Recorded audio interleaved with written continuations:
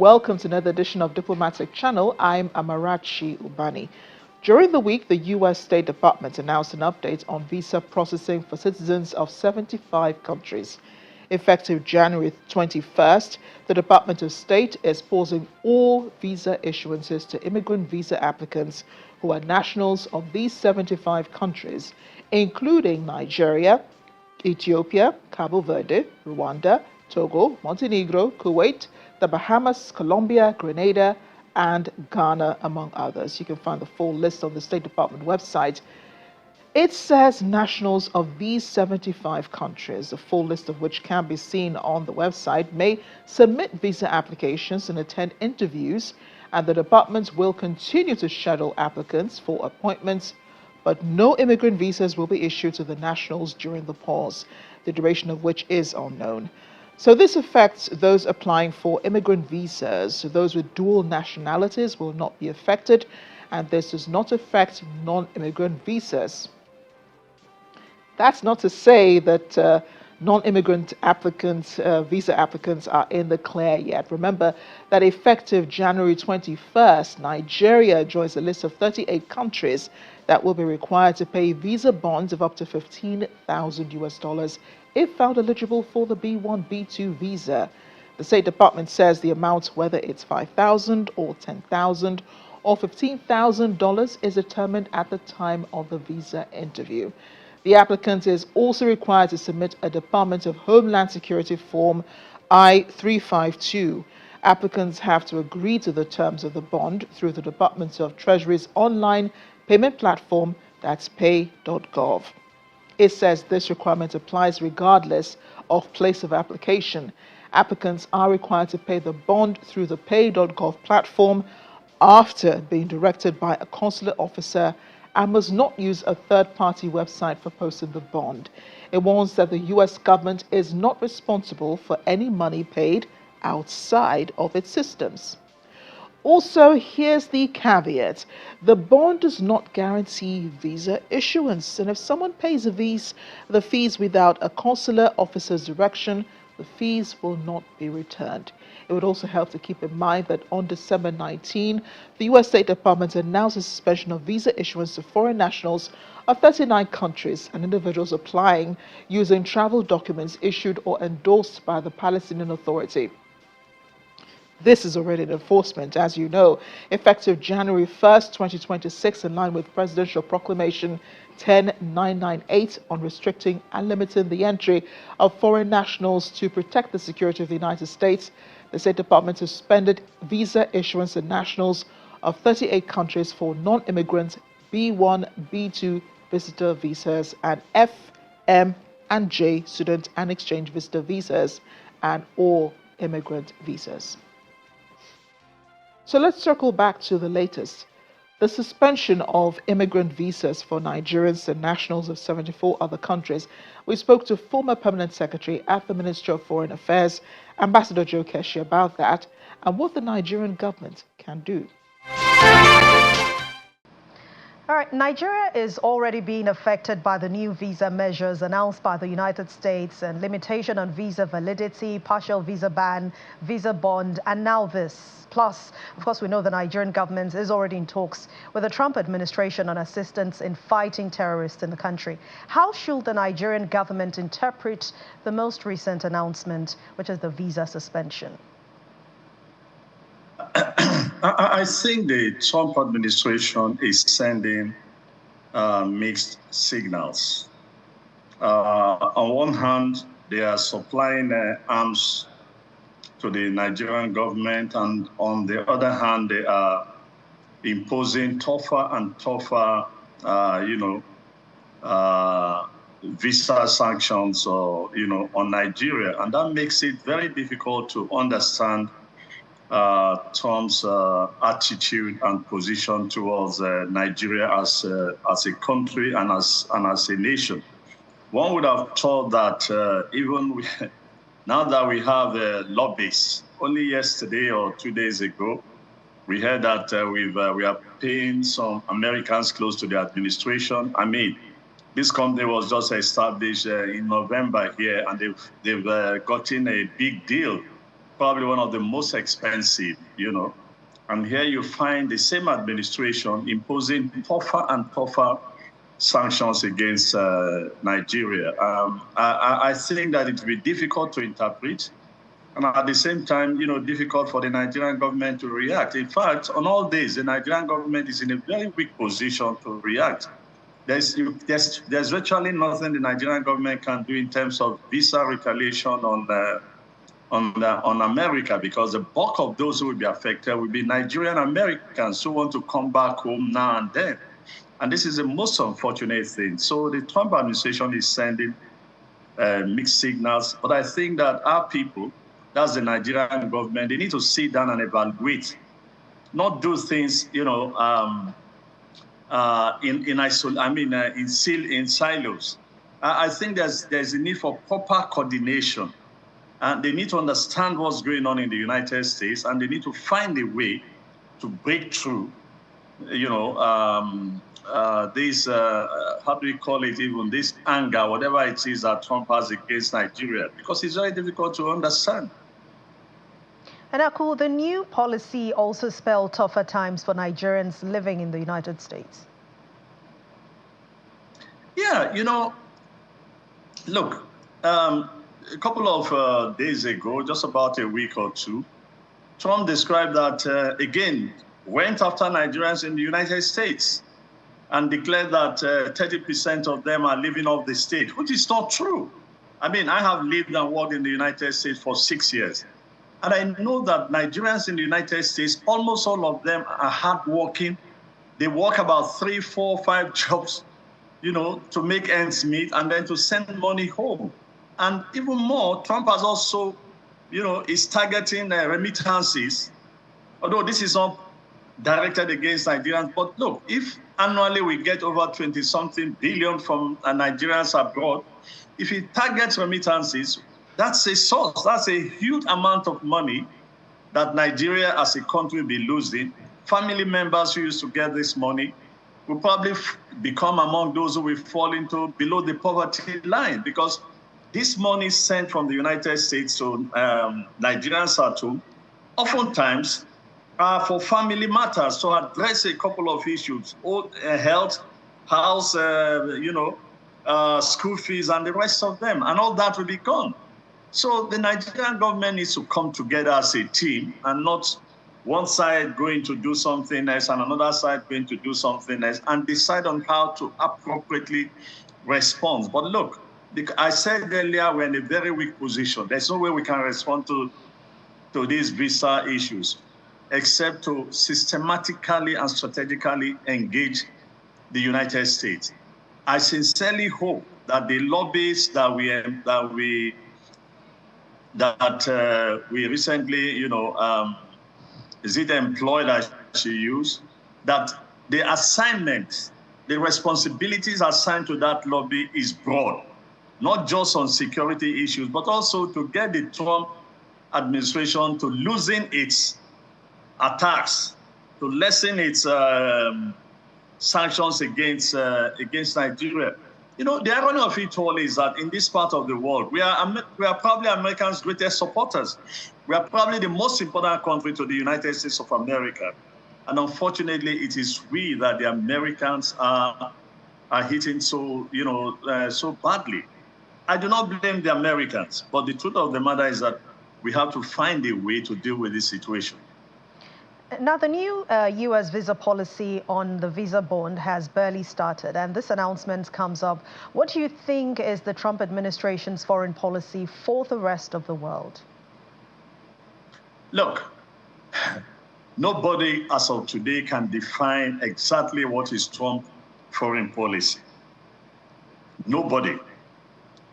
He is taking actions that broke international law, and he was asked questions about breaking of the international law. He said no law, not even domestic law can restrain him except his own morality.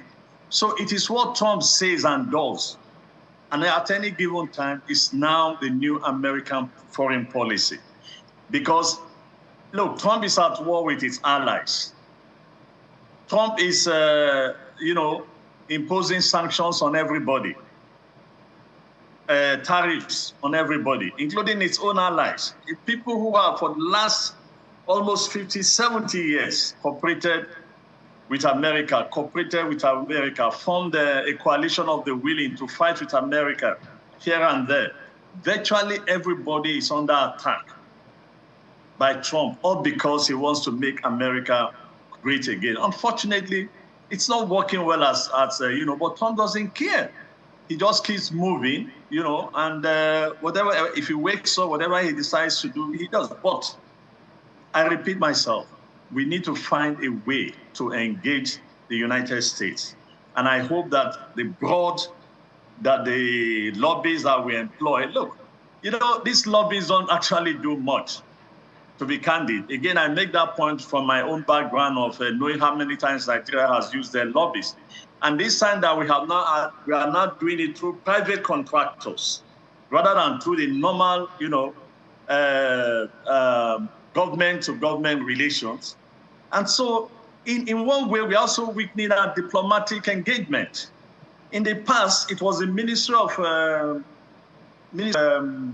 Justice and the Ministry of Foreign Affairs that used to, work on these lobbies and work with the lobbyists. And now we have to go to a private company in Kaduna, sponsored by the Office of the NSA, is engaging lobbyists for the Nigerian government. And I sincerely hope that the work of the lobbyists will be broad enough to draw Trump's attention that the sanctions against Nigeria is difficult to understand. Very, very difficult to understand. And unfortunately, we do not have the capacity to respond to these sanctions.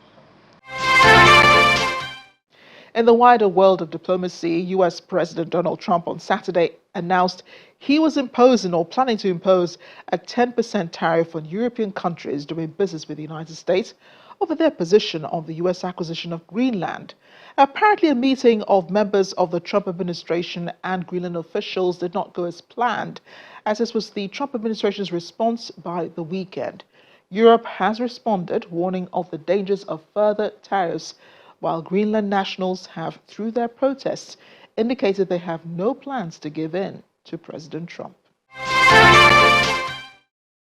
They said, no, we're going to put a 25% tariff, which is, by the way, about 7 times more than they would have to pay by raising their drug, like 7 times. The words of U.S. President Donald Trump that has shaken European leaders and put Greenland and Denmark on edge about Trump's genuine plans for the Danish territory. It comes amid Trump's ongoing row with Europe over Greenland, as he continues to insist he needs to take over the territory for America's security. We need Greenland for national security very badly. If we don't have it, we have a big hole in national security, especially when it comes to what we're doing in terms of the Golden Dome and all of the other things. We have a lot of investments in military. We have got the strongest military in the world, and it's only getting stronger. Europe has responded, British Prime Minister Keir Starmer being the latest. A spokesperson says he's spoken with the U.S. President on the phone on Sunday and that the security in the High North is a priority for all NATO allies in order to protect Euro-Atlantic interests. He says Mr. Starmer has also spoken to the Prime Minister of Denmark, Mette Frederiksen, President of the European Commission, Ursula von der Leyen, and NATO Secretary-General Mark Rutte. European leaders held an emergency meeting in Brussels as a response to Trump's threats to tariff exports from the 8 countries. The Danish Prime Minister followed up with a declaration that Europe won't be blackmailed into handing over Greenland. Nei confronti di quelle nazioni che hanno scelto di contribuire alla sicurezza della Groenlandia. Italian Prime Minister Giorgia Meloni criticized Trump's plans to impose the tariffs, calling the move a mistake and urging dialogue through NATO to avoid escalation. Greenlanders also marched on Saturday against Trump's plans. We are not here because we hate anyone. We are here because we love our land. Back in the United States, Texas Republican Representative Michael McCall has expressed skepticism about Trump's plans to annex Greenland, saying if we want to put more military there, we can. We don't have to invade it. When we return after the break, Canada seeks new partnerships with China while maintaining a balancing act with America. Stay with us. Welcome back. The Canadian Prime Minister Mark Carney was in Beijing last week, the first time a Canadian Prime Minister has visited the country in a really long time. Let's say it was fruitful conversations he had with the Chinese President Xi Jinping, with some very interesting results.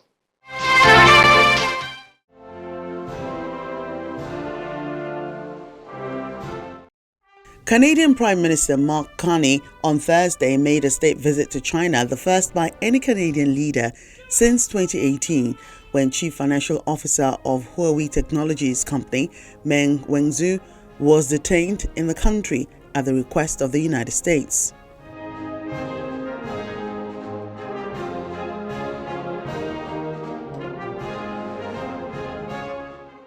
Canadian Prime Minister Mark Carney on Thursday made a state visit to China, the first by any Canadian leader since 2008, when Chief Financial Officer of Huawei Technologies company, Meng Wanzhou, was detained in the country at the request of the United States.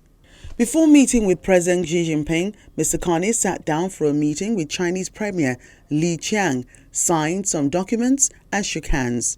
Mr. Li voiced China's readiness to establish a strategic partnership with Canada, highlighting that bilateral cooperation will benefit both nations. Mr. Carney in turn expressed openness to Chinese investment and the importance of fostering people-to-people exchanges. When he sat for talks with the Chinese President Xi Jinping on Friday, both leaders pledged to tear down trade barriers and deepen ties after nearly a decade of strained relations between the two nations.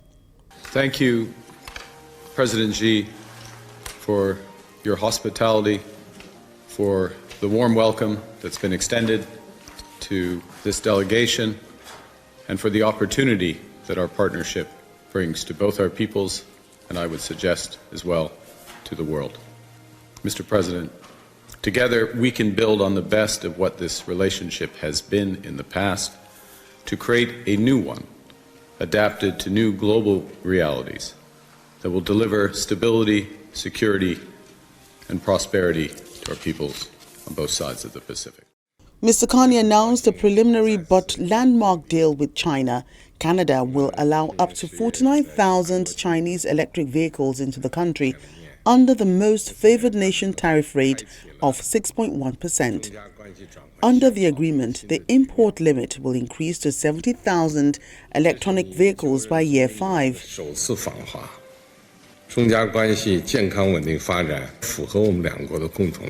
Beijing has agreed in response to reduce its retaliatory tariff on imports of Canadian canola from a combined 85% duty rate to approximately 15% by March 1.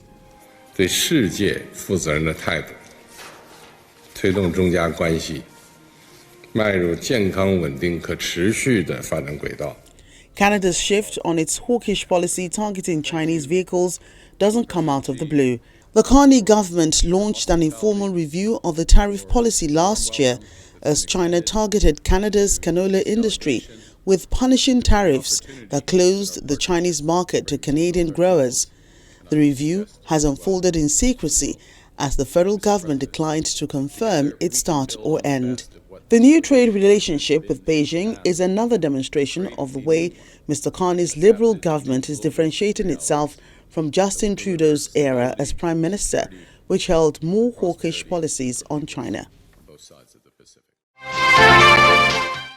Before we go, here are other discussions in diplomatic circles.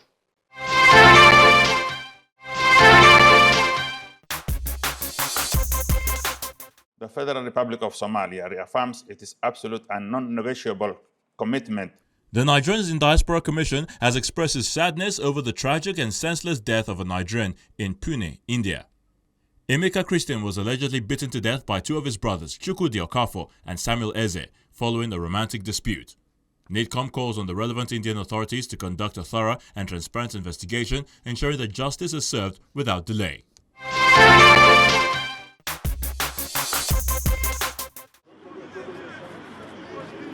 The Ministry of Foreign Affairs has congratulated the Super Eagles for their impressive performance at the Africa Cup of Nations, noting that sports, particularly football, remains a vital pillar of Nigeria's cultural diplomacy and constitutes a key presidential ministerial deliverable under the current foreign policy framework.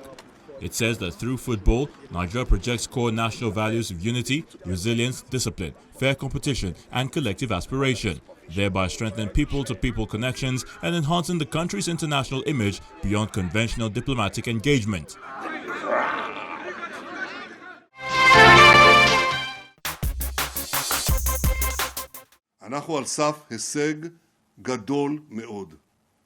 The Israeli Prime Minister Benjamin Netanyahu has convened a meeting with his top advisors to discuss Donald Trump's Board of Peace for Gaza, after it revealed the U.S. did not include Israel in talks to do with its creation.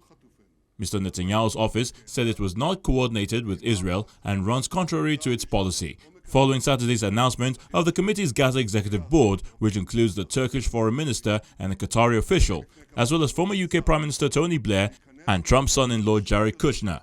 The Board of Peace, which is part of Mr. Trump's 20-point plan to end the Israel-Hamas war, is expected to temporarily oversee the running of Gaza and manage its reconstruction. Its exact structure remains unclear and members are still being invited.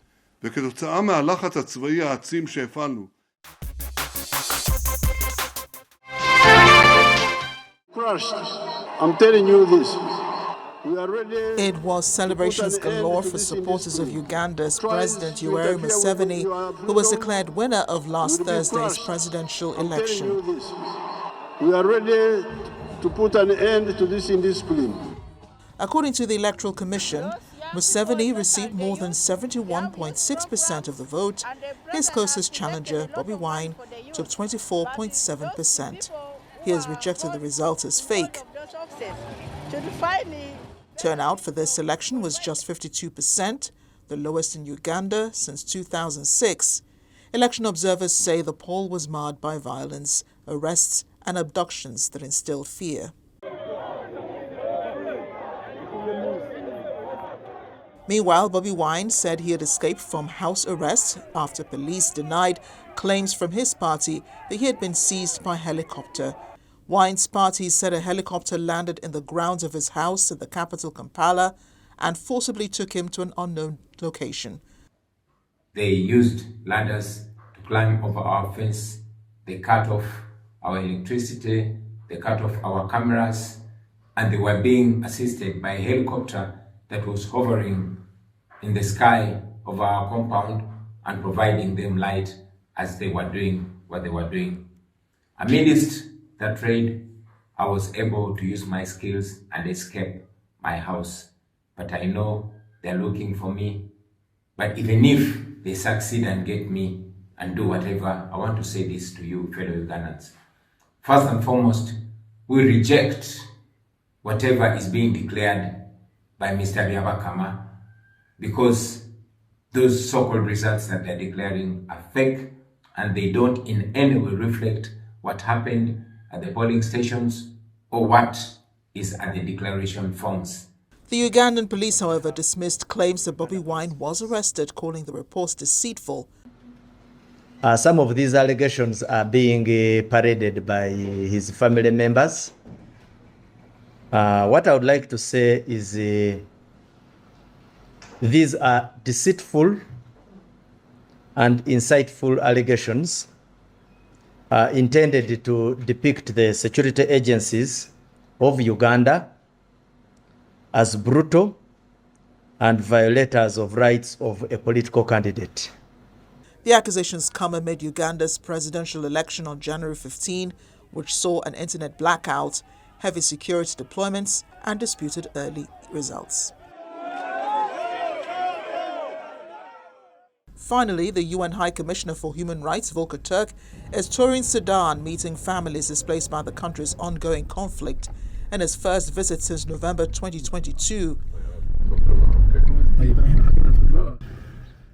During the tour, Turk said he was shaken by the testimonies of survivors he met, especially women and girls who have endured sexual violence.